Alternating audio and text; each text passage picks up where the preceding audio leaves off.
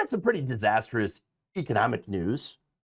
1.1 million Americans have lost their jobs in 2025. Think about that number for a second. 1.1 million people got pink slips this year. And you know what Trump said when he was running for president? That he would be the greatest jobs president God ever created. Well, congratulations. You got that guy. Okay. You got the business. You voted for the business guy. You got the business guy. And what do businesses do? Well, they fire people. Okay. Over 1 million people. While they're making record profits and paying their CEOs millions of dollars. Again, this is what happens when you vote for a failed businessman and expect him to give a damn about working people. Obviously, he doesn't. I know. So let's talk about this. Let's talk about who's cutting jobs and who is getting rich off it. Okay, so let's start with Amazon. They fired 14,000 workers. Their profits, however, for the first half of 2025 are about $35 billion in profit. CEO Andy Jassy got paid $40.1 million. And the company itself spent $120 billion on AI to replace their workers. Oops. So Amazon makes $35 billion in profit in just 6 months, pays their CEO $40 million, spends $120 billion on AI, and still they decide we need to get rid of 14,000 people. Oh. Wow. Okay then. But they're not all. That's not all. UPS. You know how many people they fired? 48,000 total. But their CEOs, their CEO got paid. Okay. And across the industry, they got paid about 14% more this year than they did before. Here's the thing. Nothing says we're all in this together, like firing 48,000 people while giving executives even bigger bonuses, right? Now, there's more. Government's also been cutting jobs. Over 200,000 jobs have been confirmed to have been cut. And that number, of course, is expected to be significantly higher. See, we're kind of in the middle of a government shutdown right now, and so we're not exactly getting jobs numbers from them right now. Okay, but so that number, 200,000, that's a very, very small conservative estimate. Okay, that said, there's more. Manufacturing. You know how many manufacturing jobs were lost since Trump took over? 42,000. This is after promising that the tariffs would bring back manufacturing. Is manufacturing back? No, obviously not. What about wages? They're flat. When you add it all up, 1.1 million people got fired this year, 2025, while corporations made record profits, while CEOs got a lot richer, while executives got bigger and bigger bonuses. And Trump, the guy who said he'd be the greatest jobs president ever, is pretty quiet about this one. He says everything's great, actually. And so, and I remember back during his campaign, what he was saying, oh, I'm going to be the greatest job president that God ever created. We're going to bring manufacturing back. You know, hey, you buy American, hire American. Oops, they're being fired. Corporate tax cuts, by the way, they're going to create millions of jobs. How did all that work out? Not well. Not well. Look, the Republican Party enacted a whole bunch of corporate tax cuts. Trump said of the tax cuts, don't worry, they're going to use the money. They're going to hire the workers, right? Instead, what did they do? They use that money for stock buybacks and to increase CEO pay. Trump also promised tariffs would bring jobs back, but we lost 42,000 manufacturing jobs with no increases in wages. 1.1 million people have been laid off. That is recession-level unemployment. Things haven't looked this bad since the pandemic, since COVID started. But it's only looking bad for certain people. It's looking great for others. Like, for example, corporate profits are at record highs. That's right. So Republicans, they cut corporate taxes by 14 points. They deregulated the hell out of their industries.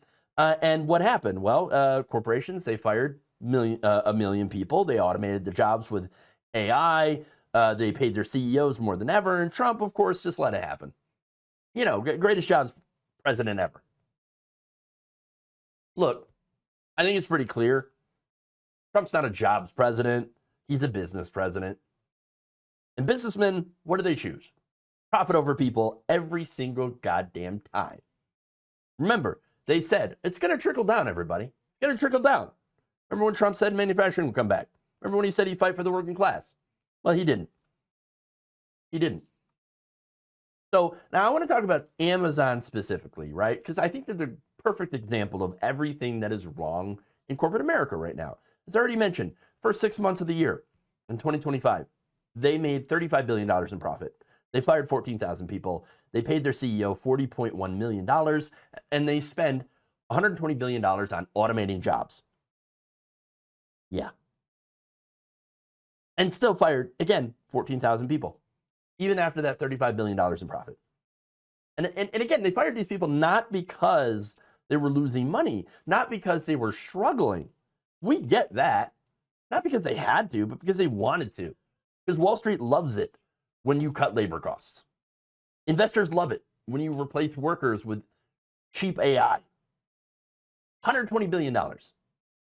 You know what AI does, right? It replaces workers. Kind of the whole point. That's why they're pushing so hard on it. Okay? They spent $120 billion to eliminate their jobs. 14,000 of them. If you're one of those workers, think about it, right?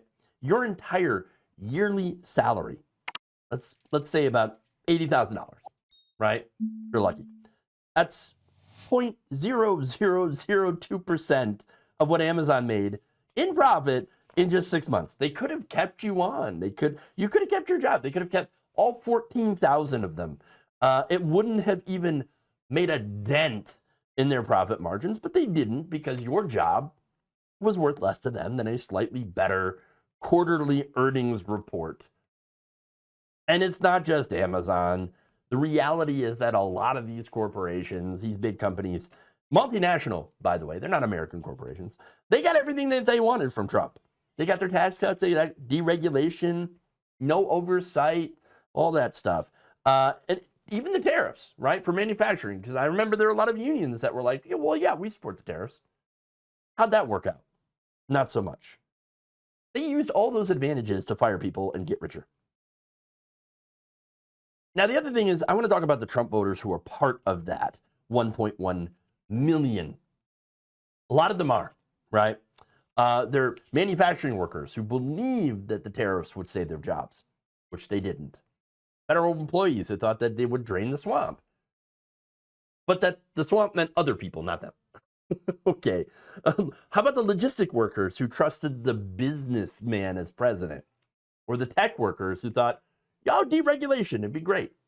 More AI, they're not going to replace us. Oh, no. Now, look, honestly, I genuinely feel for these people. I do.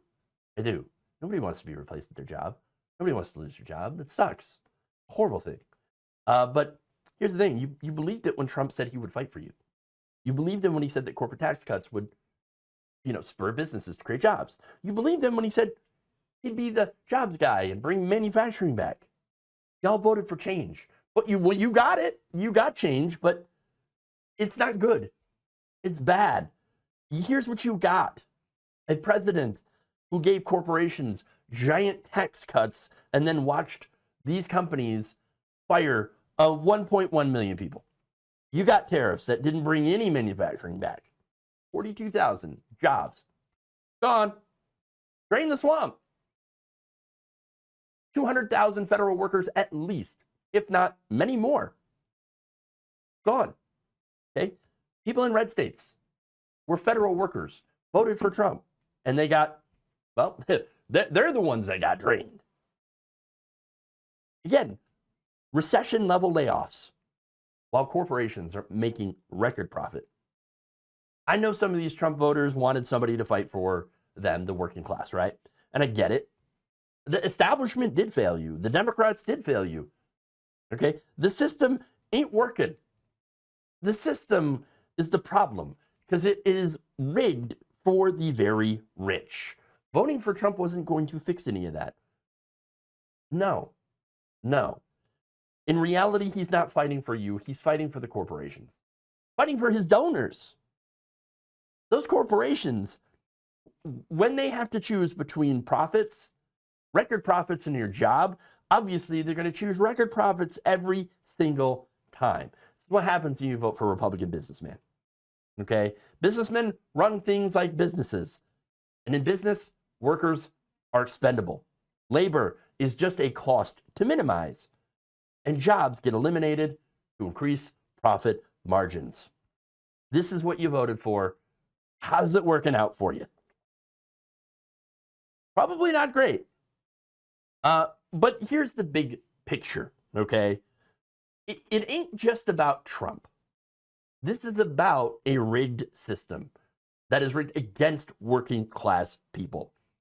Since 2017, the tax cuts, and you can go back further. You can go all the way back to Reagan, okay? You can go back to the Great Divergence, where you have productivity that soars, but wages stay flat, okay? You can go all the way back then, okay? So it happened long before Trump. He is just a continuation of this this robbery, this upward transfer of wealth from the middle and working class to the very wealthy. He's just a continuation, okay? But just since 2017, since those corporate tax cuts were enacted, you have profits that are up 47%. CEO pay up 31%. Workers' wages flat. Technically, they're up 2.3%. But guess what? Drowned by inflation. Okay. The jobs that were created at negative 1.1 million laid off in 2025. And I know they told us that if we just cut corporate taxes, if we just deregulate one more time, just let the businesses do whatever they want, they'll create jobs. It'll trickle down, everybody. Well, that was a trick. I mean, you can't spell trickle down without trick, right? No, the money never trickles down. It always goes up to the executives, to the shareholders, to the CEOs and their compensation packages. This is an example of class warfare, which the wealthy and corporations have been winning because we continue to elect people who let these corporations do whatever the hell they want without paying their fair share. Okay, you want to know why 1.1 million people lost their jobs while corporations made these record profits? Because the system is designed that way. Because we prioritize, as a society, shareholder value over human beings. Because we let CEOs make 400 times what their workers make. And because we cut corporate taxes and hope, oh, these companies, they'll do the right thing. They'll hire people.